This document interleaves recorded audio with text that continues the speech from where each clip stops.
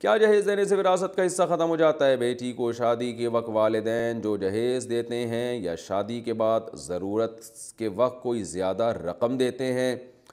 اگر اس وقت وہ بیٹی سے پہلے سے طے کر لیں کہ اتنی رقم میراث میں سے آپ کے حصے سے منہا کر لی جائے گی، تو کیا اس طرح کر لینے سے ترکے میں بیٹی کا حصہ ختم تو نہیں ہو جائے گا؟ عبدالعزیز صاحب گجرات سے: نہیں جناب، اس طرح کرنے سے پھر بھی دوبارہ اس کو حصہ ملے گا۔ اگر ایک باپ نے اپنی بیٹی کو 1 کروڑ روپے کا جہیز دیا اور اللہ نہ کرے جہیز دیتے ہی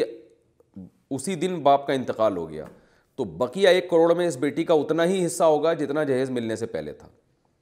تو اس لیے اگر یہ چاہتے ہیں کہ آپ بہت زیادہ پیسہ دے رہے ہیں بیٹی کو اور وراثت سے حصہ ختم کرنا چاہتے ہیں تاکہ دوسرے وارثوں کا نقصان نہ ہو، تو پھر اس کا طریقہ یہ ہے کہ بیٹی کو آپ قرض کی صورت میں وہ دیں، گولڈ دیں، گولڈ۔ مثال کے طور پر آپ کا خیال یہ، اول تو یہ جہیز کی رسم ہے غیر شرعی، میں اس کی تائید نہیں کر رہا، یہ تو غلط ہے، لیکن اگر کسی کو نہیں سمجھ میں آ رہی بات اور وہ دینا ہی ہے اس نے، تو پھر اس کا طریقہ میں بتا رہا ہوں کہ آپ یہ کریں، آپ بولیں کہ بھائی ہم جتنا آپ نے اندازہ لگا لیا، مثال کے طور پر 20 لاکھ کا جہیز آ رہا ہے، ٹھیک ہے نا، تو آپ نے کیا کیا، بیٹی کو 20 لاکھ کا گولڈ خریدیں، گولڈ جتنا بھی آ رہا ہو وہ گولڈ سکوں کی شکل میں بیٹی کو ہینڈ اوور کریں، اور بولیں کہ یہ، باپ بولے کہ یہ میں تمہیں قرض دے رہا ہوں جو تم نے واپس لوٹانا ہے۔ پھر وہ گولڈ آپ جب بیٹی کے قبضے میں آئے تو پھر بے شک بیٹی سے واپس لے کر اسے کیش کرا دیں اور اس سے بیٹی کو جہیز خرید کے دے دیں۔ اس کے بعد ہوگا یہ کہ جب ابا کا انتقال ہوگا تو بیٹی کا جتنا بھی حصہ ہے بیٹی سے کہا جائے کہ تم چونکہ پہلے ہی وارثوں کی مقروض ہو اتنے تولے گولڈ کی، میں پیسوں کی بات اس لیے نہیں کر رہا کہ پیسے قرض دیں کہ کرنسی بہت زیادہ اوپر نیچے ہوتی رہتی ہے، ڈی ویلیو بہت تیزی سے ہوتی ہے،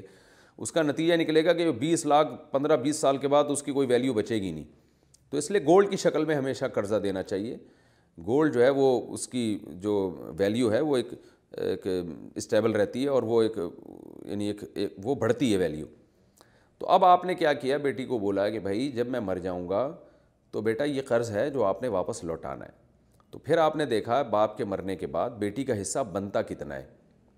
اگر آپ نے دیکھا کہ ان کو آپ نے 20 لاکھ روپے، فار ایگزامپل 20 تولے سونا تھا، وہ 20 تولے سونے سے زیادہ اس کا حق بنتا ہے، تو وراثت میں سے جتنا حق بنتا ہے اضافی وہ دے دیا جائے۔ 20 تولے اس سے یوں کہا جائے کہ وہ تمہارے، ہم نے